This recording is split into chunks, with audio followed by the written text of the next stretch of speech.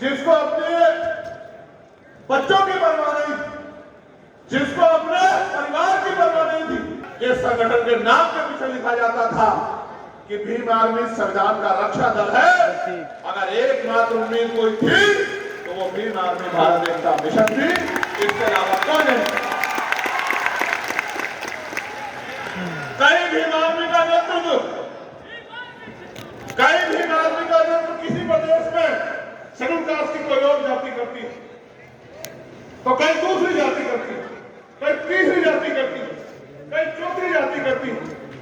ये एक ऐसा संगठन है जिसके अंदर सामाजिक न्याय है। कहीं इसकी रखवाली, इसका नेता पासवान समाज का व्यक्ति है, कहीं इसका नेता वाल्मीकि समाज का व्यक्ति है, कहीं इसका नेता पासी समाज का व्यक्ति है, कहीं इसका नेता समाज समाज का व्यक्ति है, कहीं इसका नेता महान समाज का व्यक्ति है। ये बात मैं क्यों बता रहा हूं? जहां जहां संघर्ष करने की योग्यता पैदा हुई है, वहां भीम आर्मी ने नेतृत्व देने का काम किया, बड़े बड़े संगठन बने। इसलिए बात आपको बतानी थी कि भीम आर्मी एक जाति, एक धर्म, एक स्थान का संगठन नहीं है। भीम आर्मी भारत के 140 करोड़ लोगों में जो संविधान को मानने वाले लोग हैं, उनका अपना संगठन है, उनकी अपनी शक्ति है, उनकी अपनी ताकत है।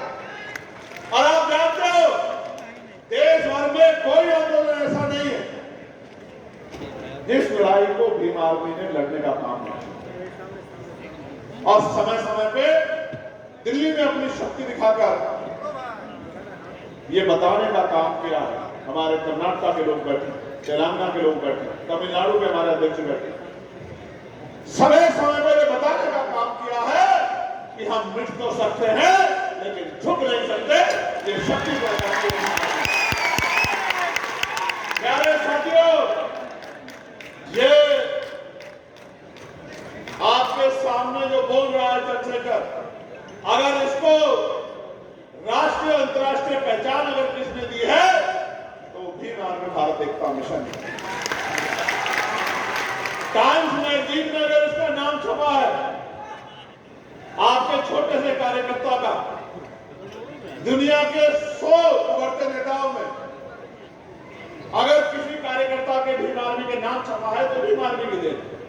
लेकिन आपने भी उसको साबित करके दिखाया है कि इस बार लोकसभा में अपना प्रतिनिधित्व भेजकर अपनी आवाज को उठाने वाला भेज के आपने भी साबित करके दिखाया है कि जो टाइम्स मैगजीन ने कहा था कि आपका कार्यकर्ता भीम आर्मी का चंद्रशेखर जो देश का अकेला उभरता हुआ नेता है, उस आवाज को आपने पार्लियामेंट में भेजने का काम किया। इसके लिए भी मैं आपको बहुत बहुत बधाई देता हूं। हमारे नगीना के लोग भी यहाँ हैं, दोनों हाथ उठा के नगीना के लोगों का धन्यवाद। धन्यवाद नगीना। मैं तो चाहता था एक हमारे पत्रकार मित्र यहाँ से लड़ रहे थे, आप उनको भी लोकसभा भेज देते, लेकिन आप भेज नहीं पाए। तो लोकसभा नहीं भेज पाए तो विधानसभा भेज देना। प्यारे साथियों, मुझे आपसे बहुत जरूरी बातें करनी है। ये फूल मेरे आपके बीच में कांटे तो नहीं बन रहे? नीचे वालों को दिख रहा हो ना? ये फूल हंस सकते हैं भाई? आपके मेरे बीच में कोई नहीं आना चाहिए। आराम से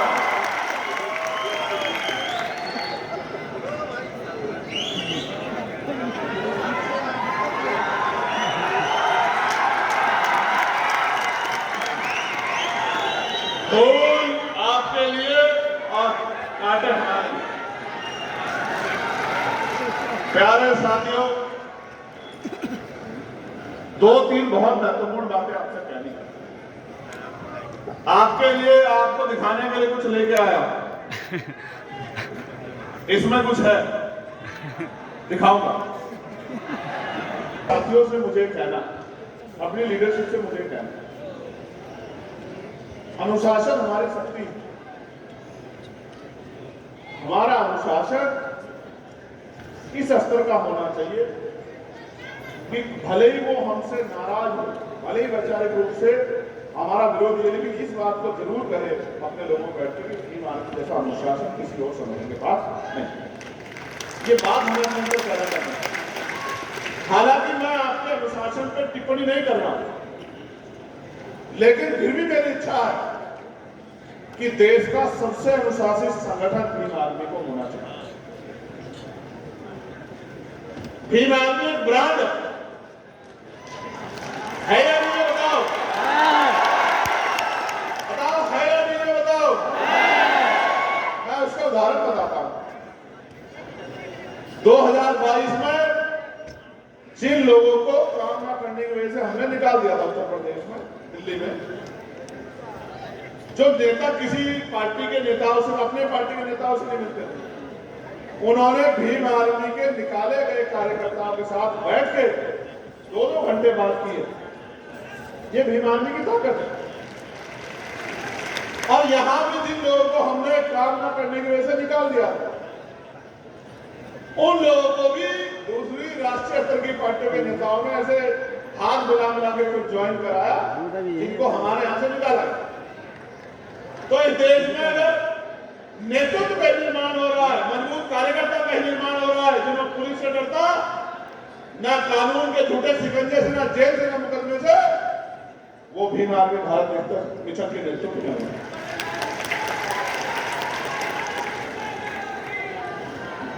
मैं बीएसएफ के साथियों को भी धन्यवाद देता। ये पकड़ लेना है, ये पकड़ लेना कोई जरूरत नहीं। हाँ, डब्ल्यू ले लो, नारा बंद लगाना।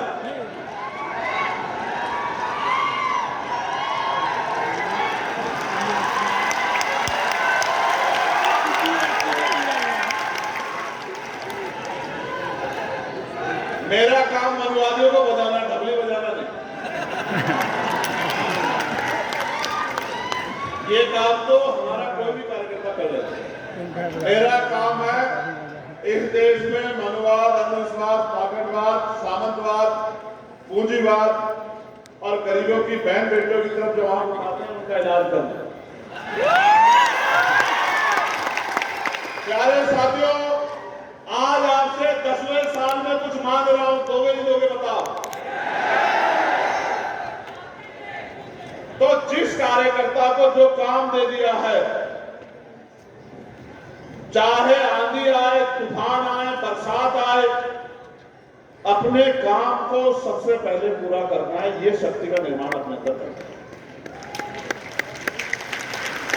हम किसी जाति के खिलाफ नहीं है, धर्म के खिलाफ नहीं है, हम उस व्यवस्था के खिलाफ है जो ऊंच नीच की बात है, जो भेदभाव की बात है। हम किसी पार्टी के विरोधी नहीं है, हम विचार के विरोधी हैं। हमारे महापुरुषों ने जो विचारधारा हमें दी है, उस विचारधारा के समर्थक है। उस विचारधारा के जो खिलाफ, जो संविधान के खिलाफ है, वो व्यक्ति हो, पार्टी हो, उसके खिलाफ, जो मानवता के खिलाफ है, बंधुत्व के खिलाफ है, भाईचारा के खिलाफ है, महिलाओं के अधिकारों के खिलाफ है, महिलाओं के, हम ना किसी पार्टी के खिलाफ है, ना व्यक्ति के खिलाफ है। हमारी लड़ाई विचारधारा की है। और जब तक हमें आखिरी सांस रहेगा, हमारे शरीर में लहू का आखिरी कतरा रहेगा, तब तक हम लोग इस विचारधारा को चलाते रहेंगे। आंदोलन कम रहे या ज्यादा हो। अभी जौहर आजादी ने एक बहुत शानदार बात कही कि हम रहे ना रहे, मैं ये ऐलान से कह रहा हूं, हम रहे ना रहे, लेकिन हम इस संगठन को जब तक हमें लहू का आखिरी कतरा रहेगा, आप साथ इतनी शक्ति देते रहेंगे कि ये संगठन सैकड़ों साल में, हजारों साल इस देश की राजनीति में, देश की व्यवस्था में अजर अमर रहेगा। इस बात का हम लोग विश्वास करते हैं। और मैं एक चीज घोषणा इस बात मंच से करना चाहता हूं, भीम आर्मी में हर कोई व्यक्ति आगे बढ़ सकता है। जो आज ग्राम पंचायत का सदस्य है, वो जिले का सदस्य बन सकता है, जिले का अध्यक्ष भी बन सकता है, प्रदेश का अध्यक्ष भी बन सकता है, राष्ट्रीय अध्यक्ष भी बन सकता है। भीम आर्मी में ऐसा नहीं कोई भी है, ना मैं, ना अध्यक्ष जी, ना महासचिव साहब, ना और कोई साहब, ना और कोई साहब, कि हमारे आने वाली पीढ़ियां इसमें अध्यक्ष या किसी महत्वपूर्ण पद में रहेगी, अगर हमारे बच्चों को भी काम करना है तो वो भी भीम आर्मी के सामान्य सदस्य बनकर काम करेंगे। इस बात का मैं आपको वचन देता हूं।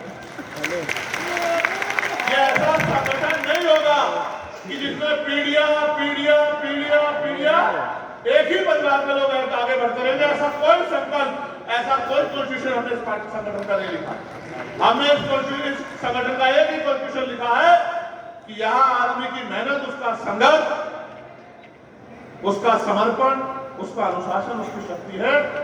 और ये उदाहरण है, अनिल जी गवाह है, जितेंद्र साहब गवाह है, बहुत सारे सुनील बैरसिया जी गवाह है, बहुत सारे लोग गवाह हैं कि जो अपने यहाँ विधानसभा के मेंबर रहे होंगे, विधानसभा के सदस्य रहे होंगे, विधानसभा अध्यक्ष रहे होंगे, जिले के अध्यक्ष रहे होंगे, वो अपने अपने प्रदेशों में अध्यक्ष भी रहे हैं और राष्ट्रीय कोर कमेटी के मेंबर भी हैं, राष्ट्रीय पदाधिकारी भी हैं। ये किसी छिपाबाजी, ये सत्य है। ये भीम आर्मी का कार्यकाल इस बात को उदाहरण है। आप देख सकते हो संघर्ष के बलबूते जो आदमी विधानसभा का अध्यक्ष था वो आज राष्ट्रीय कमेटी का मेंबर है, राष्ट्रीय पदाधिकारी है। ये दिया है भीम आर्मी। तो साथियों, मैं आपसे यही मांगना चाहता हूं, कारवा आगे बढ़ना चाहिए, कारवा मजबूत होना चाहिए। और अगर सच में मुझसे प्यार करते हो तो घर से निकलो और बिखरे हुए बहुजन समाज में भाईचारा पैदा करो। मानवता के सिपाही बनो, अपने टूटे हुए भाइयों को गले लगाओ। जिन महापुरुषों के नाम मैंने दिए उनके संघर्ष को पढ़ो।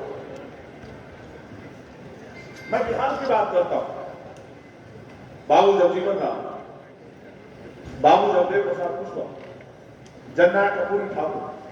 और मैं राजनीति को हो सकता है, लेकिन मैं रामविलास पासवान जी के जो आज दुनिया में नहीं, मैं उनके काम को भी हम टिप्पणी नहीं कर सकते। उन्होंने भी बहुत कुछ करके दिखाया है।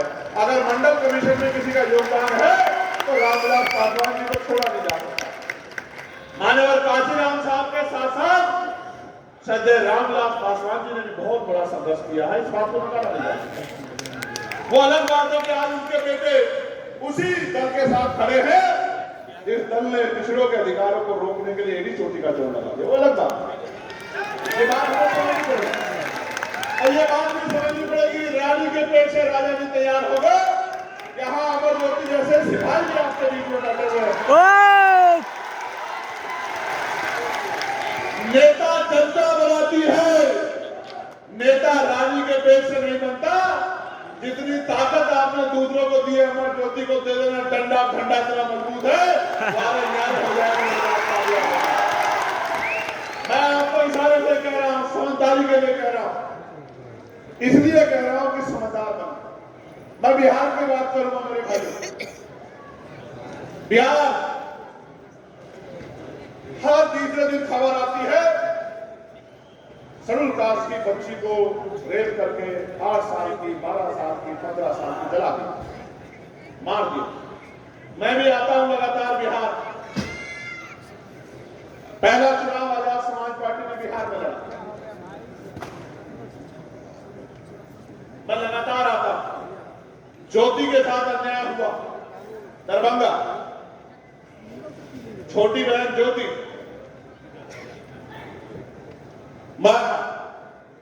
आंदोलन हुआ,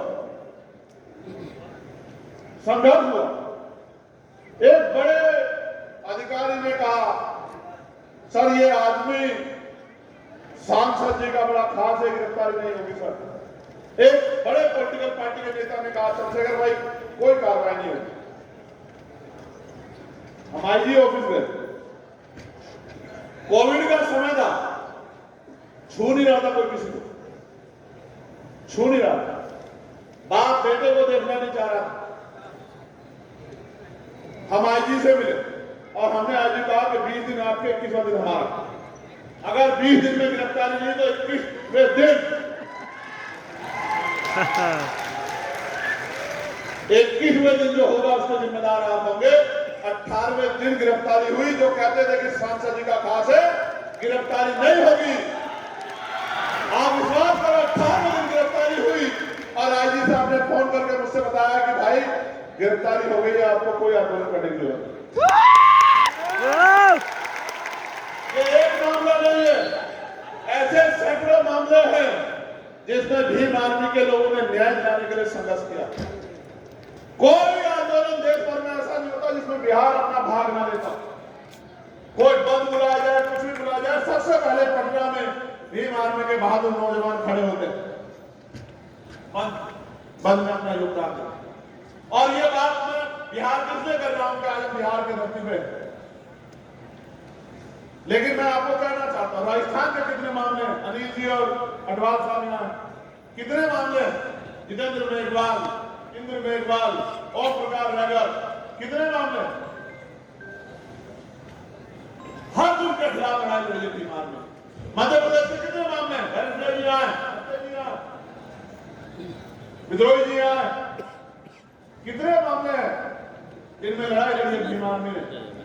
ये कितना बड़ा आंदोलन किया था, 12 फरवरी को 5 लाख लोग जुटवाए थे, सरकार की जीत हराम कर दी थी एक दिन में। भीम आर्मी में बहुत शक्ति है भीम आर्मी में, बस उस शक्ति से भविष्य में क्या निर्माण करना बाहर निकाल दिया। अगर आपने वोट की ताकत से चंद्रशेखर आजाद को लोकसभा में नहीं भेजा होता, मेरे भाइयों, मेरी बहनों, मेरी माओ, मेरे प्यारे साथियों, बाहर निकला तो क्या पार्लियामेंट में आपके आवाज निकलने वाला था? कोई बात से बताओ। जो लोग ये कहते हैं आर्मी तक तो ठीक था, लेकिन आजाद समाज पार्टी नहीं बनानी चाहिए थी, तो आप मुझे बताओ, ईमानदार से दिल पे हाथ रख के बताओ, जब तक भीम आर्मी थी कौन सा राजनीतिक दल हमारा समर्थन करता था? बताओ जरा, हाथ उठा के। आप जो कह दो मैं मान लूंगा। आप बताओ कोई राजनीतिक दल था जो कहता हुआ था कि ये नौजवान, ये बच्चे हमारे जो समाज के लिए लड़ रहे? बताओ ईमानदार से। हाँ, कोई मजाक उड़ाते थे, आरोप लगाते थे, आपके आंसुओं पे हंसते थे, लेकिन जब आजाद समाज पार्टी नाम का दल आया तो अच्छों की नींद उड़ गई। और कुछ लोग चैलेंज देके कहते थे पार्षद नहीं बन पाएंगे, सभासद नहीं जीत पाएंगे, चेयरमैन नहीं जीत पाएंगे। और जैसे जनता ने कहा कि अहंकार अच्छा नहीं होता और जनता ने वोट की चोट दी और आपका ये कार्यकर्ता सांसद बन गया, सबके मुंह बंद हो गए वोटों में।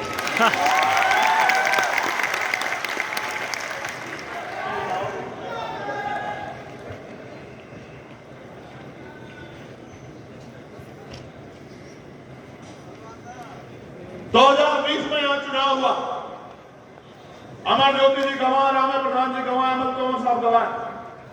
एक सियासी दल ने हमसे कहा कि हम अलायंस करेंगे, बात कर ली सारी, और आखिरी मौके पे धोखा दे दिया। क्यों दे दिया? क्योंकि उनको लगता है कि ये गुलाम है, ये इसको हराने के लिए हमें वोट करेंगे, उसको हराने के लिए हमें वोट करेंगे, अपनी जान बचाने के लिए हमें वोट करेंगे, ये उनको लगता है। आप किसी को ताकत दे दो और आपके पास ताकत नहीं होगी, सांसद तो विपक्ष के बहुत सारे हैं, अगर आपका सांसद नहीं होता, बताओ कोई आपकी आवाज उठाता क्या? बताओ जोर से, उठाता क्या? उत्तर प्रदेश में भी हमने मिलकर लड़ने की बात कही। उत्तर प्रदेश के लिए एक पार्टी ने हमसे वादा किया, आखिरी टाइम में हमारी पीठ में छुरा होती, हमने सब पे भरोसा किया और उन्होंने सबने पूरी कोशिश की कि इस संगठन पे, इस पार्टी पे आरोप लग जाए कि ये फलानी की बीटी में, इसकी बीटी में, उसकी बीटी में।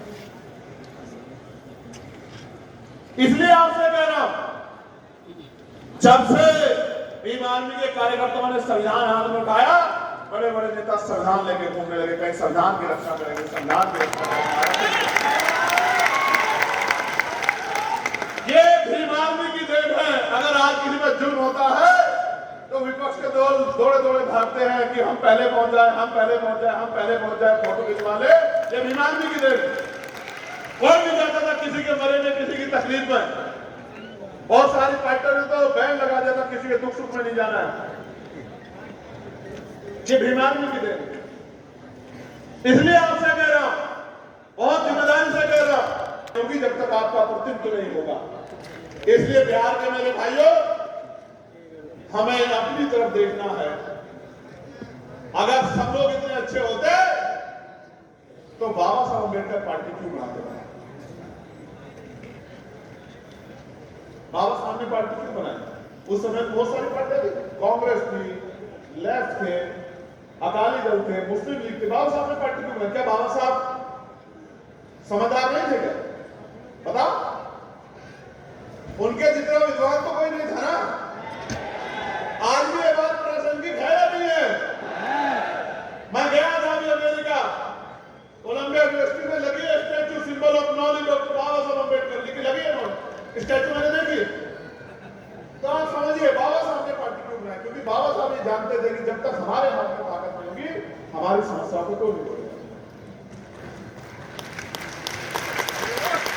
बाबा साहब चले गए, आखिरी पार्टी बाबा साहब ने मसौदा तैयार किया आरपीआई का, आरपीआई काम करने लगी। लेकिन आरपीआई के जरिए बहुत बड़ी शक्ति नहीं बनी राजनीति हमारी।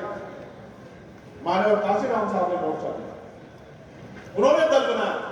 क्या मानव काशीराम साहब कमजोर थे या गैर जिम्मेदार थे या बाबा साहब के विरोधी थे? नहीं, ना बाबा साहब अम्बेडकर के विरोधी थे, ना कमजोर थे, ना ही किसी की टीम थी। वो तो साइंटिस्ट थे, साइंटिस्ट। उन्होंने अपनी नौकरी छोड़ी, अपना परिवार छोड़ा, समाज को समझाने निकले, राजनीतिक पार्टी बनाई, सामाजिक संगठन बनाया, कर्मचारियों का संगठन बनाया। और अगर आज आजाद समाज पार्टी मैदान में है तो वो इसलिए मैदान में है क्योंकि आजादी के 75-76 साल बाद भी हमारे लोगों के आंसू नहीं सूखे हैं। ये बिहार में आप अच्छी तरह जानते हैं। क्या बिहार का नौजवान प्लान नहीं करता है? बताओ साथियों, करता है नहीं करता है? सबसे ज्यादा मजदूर कहां से जाते हैं देश में? क्यों? ये मजदूरों का प्रदेश है क्या? सबसे ज्यादा आईएएस भी यहां से जाते हैं और सबसे ज्यादा मजदूर भी यहां से जाते हैं। क्यों? इसलिए जाते हैं क्योंकि यहां की सरकार का फर्क नहीं पड़ता। और ये किसी एक पार्टी की बात नहीं, इससे पहले भी सरकार ने सबके लिए कह रहा, सबके राज्य में पलायन हुआ। और मैंने तो कोरोना काल देखा है, हिमाचल बैठे, बेंच बैठे, मेरे आदमी याद है दिल्ली में जब कोरोना काल था तब मजदूरों को निकाला गया था, बस स्टैंड पे जगह नहीं थी, रेलवे लाइन बंद थी, रेल नहीं चल रही थी। किसी सरकार पे या यहाँ की हो या दिल्ली की, आपको घर तक भेजने के लिए रेल की व्यवस्था नहीं थी, जो आज फोन बरसाने की बात है। हमने तो अपनी आंखों में देखा, इधर से डंडा मारती थी पुलिस, उधर से डंडा मारती, इधर को भाग जाते। कोई पुल के नीचे को जाता था सड़े हुए पानी में, भूखे प्यासे, जो कुछ हमसे बनता था हम लोग कोशिश करते देते थे कि भाई खाओ, क्योंकि हमारे अपने लोग, हमें दर्द होता है, मजदूर, हमें तकलीफ होती है उनके आंसुओं से। कोई अपने बच्चे को बैग में लटका के पैदल पैदल आ रहा है, कोई ट्रेन के आगे आके मर गया, कोई प्यास से मर गया, कोई पूछने वाला नहीं। ये जिंदगी है मजदूरों की। और आप देखो इन वर्गों में 80-80% मजदूर है। आज बिहार में मैं गया, जब बाढ़ आती है 3 महीने किस तरह के हालात होते हैं, क्या ऐसा हो गया? एक तरफ हम चांद में चले गए, मंगल की तस्वीरें भेजे, दूसरी तरफ हम बिहार में बाढ़ का इलाज नहीं कर पा रहे। क्यों? क्योंकि बाढ़ के नाम पे हर साल पैसा आता है, आपदा के नाम पर उस पैसे से अपने घर भरे जाते हैं। ये सबके सामने मैं आपको बहुत जिम्मेदारी से कह रहा हूं, खुद दिखाना चाहता हूं, आपको देखना चाहते हो, देखना चाहते हो। जब आप दोनों हाथ उठाओगे तो मैं दिखाऊंगा। ये महिलाओं के हाथ नहीं उठे तो इसलिए मैंने दिखाया। अच्छा उठ गए, उठ गए। आपको हीरे दिखाता हूं, हीरे देखने ऐसा ना हीरे देख के इंडिया में आ जाए, इनकम टैक्स वाले आ जाए और आए और जाए, क्या करे, जो अपनी बात है वो दिखाना पड़ेगा। हम पे जो है वो आपका, ये हीरे आए हैं कवई, अजनपुर विधानसभा, आलापुर, अंबेडकर नगर, ये हीरे वहां से आए। और ये दूसरे हीरे भी अंबेडकर नगर के हैं और ये तीसरे हीरे भी अंबेडकर नगर के हैं। और ये हीरे भेजे हमारे लिए, हमारे परिवार के लोगों ने। यहां तो भारतीय राजनीति में सब कुछ अमीरों के लिए है, गरीबों के लिए कुछ नहीं है। अमीर का बेटा प्रधान बनेगा, अमीर का बेटा चेयरमैन बनेगा, अमीर का बेटा जिला पंचायत का अध्यक्ष बनेगा, अमीर का बेटा विधायक बनेगा, अमीर का बेटा सांसद बनेगा, सब कुछ अमीरों के लिए। ये हीरे हैं जो मुझे दिए गए थे।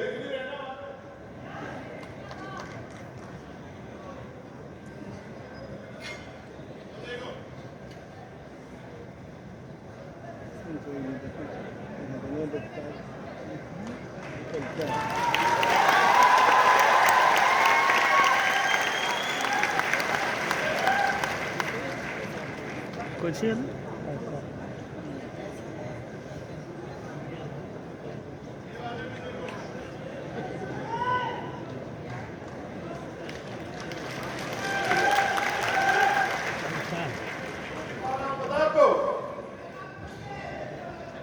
मैं बताता हूं ये हीरे कहां से आए, कब आए। ये हीरे आए तब जब मैं चुनाव लड़ रहा था लोकसभा, अंबेडकर नगर के लोगों ने भेजे। ये देखो, इस नोट को देखो, इसका जो एक्चुअल वजन है उससे 3-4 गुना वजन है इसमें। कैसे बढ़ा पता है आपको? हमारे लोगों के पसीने से। ये हजारों मजदूरों के हाथ से निकल के आया नोट। और ये देखो, ये सिक्के, इनको कमाने में मेरे लोगों को सर से पैर तक पसीना आया होगा। देखो, ये किसी गांव में इकट्ठा करके, ये देखो कितने प्यार से 1-1 रुपए के सिक्के, 2-2 रुपए के सिक्के भेजे मेरे लिए। ये हीरे, ये देखो, दिखे कैमरे वाला, दिखाओ भाई, दिखे नहीं दिखे? ये हीरे हैं मेरे लिए। ये मेरी माँ ने भेजे, मेरी बहनों ने भेजे, सर पे ईंट उठा के,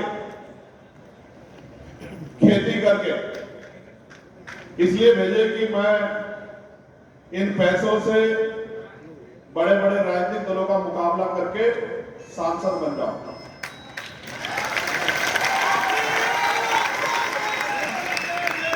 और लोकसभा में जाके जो बाबा साहब अम्बेडकर मानव काशीराम साहब महाभूषण अधूरा काम है उसको पूरा करें। मैंने पैसे जिस दिन देखे तो मैंने इनको खर्च नहीं किया, मैंने इनको उठा के रख लिए। इसलिए रख लिए कि मुझे याद रहे कि मैं किनके नोटों से और किनके वोटों से सांसद बना। मेरी बात सुनो मेरे भाइयों, जब तक पैसे वाले नेता बनते रहेंगे तब तक पैसे वाले गरीबों की बात नहीं करेंगे। पैसे वाले कहाँ रहते हैं? महलों में, जिन महलों में आप घुस नहीं सकते। महलों वाले गरीबों के दर्द को जानते हैं क्या? महलों वाले गरीब के दर्द को समझते हैं क्या? महलों वाले गरीब के भूखे पेट को समझते हैं क्या? नहीं फर्क पड़ता उनको कि गरीब के पेट में रोटी कैसे आती। मुझे और इस मंच में बैठे हर एक आदमी को फर्क पड़ता है जब भूख के कारण किसी का बच्चा घर में होता है, फर्क पड़ता है, क्योंकि हम आप में से एक।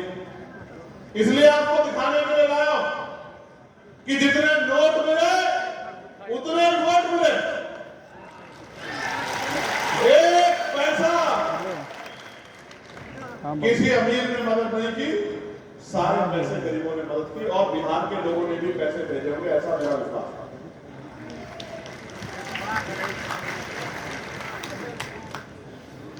जौहर साहब, अमर ज्योति साहब, हिमांशु साहब, कासिम साहब, कमल साहब, तोमर साहब, रामे प्रधान जी, दूसरे कमल बराड़ा जी, इस पीछे वाली टीम में बहुत सारे ऐसे साथी बैठे, अखबार साहब, आधा घंटा, माननीय राष्ट्रीय अध्यक्ष जी, सब लोगों ने, रविंद्र भाटी जी, अपना घर नहीं देखा और मैं धन्यवाद दूंगा जो अपने घर नहीं आए अपने बच्चों के बीच। कासिम भाई ईद पे अपने घर में गए अपने बच्चों के बीच, और इसकी सुल्तान की कहां सुल्तान, इनकी वालिदा बीमार थी, इनकी माँ सुल्तान वो हॉस्पिटल में थी, ये घर नहीं गया। इनका मानना था कि जब तक हमारी आवाज नहीं बनेगी हमारी बात को कोई उठाएगा नहीं। और लोग हंसते थे, कहते थे कि भाई ये पैसे वालों के सामने कैसे मुकाबला कर लेंगे। लेकिन मैं कहता हूं, जो साहब के हाथ काटते थे कि तमन्ना अगर सच्ची हो तो रास्ते हजार होते हैं, तमन्ना अगर झूठी तो बहाने हजार होते हैं। ये सच्ची तमन्ना है जो जेल से नहीं डरती, 16-16 महीने जेल काटी लेकिन उठ नहीं का। ये सच्ची तमन्ना है जिसने 250 लाठियां खाई लेकिन कभी आप पे स्वाभिमान को कमजोर नहीं पड़ने। ये सच्ची तमन्ना है जिसके दांत तोड़ दिए गए, जीने वाला नहीं वो भी और झेलने वाला भी नहीं, याद रखना इस बात को। पिछले 3 दिन से हालात है कि बैठ नहीं पा रहा हूं।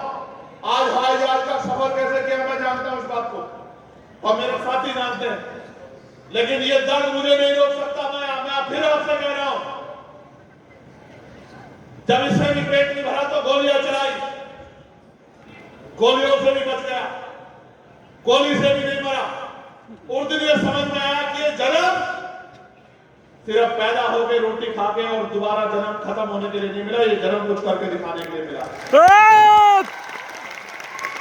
लोग कोरोना से मर गए, खांसी जुकाम बुखार से मर गए, और अगर गोली भी आपके भाई का सीना नहीं चीर पाई, आपके भाई की सांस नहीं खींच पाई, तो उस दिन समझ आया कि किसी चीज से डरना नहीं है, आगे बढ़ते रहना।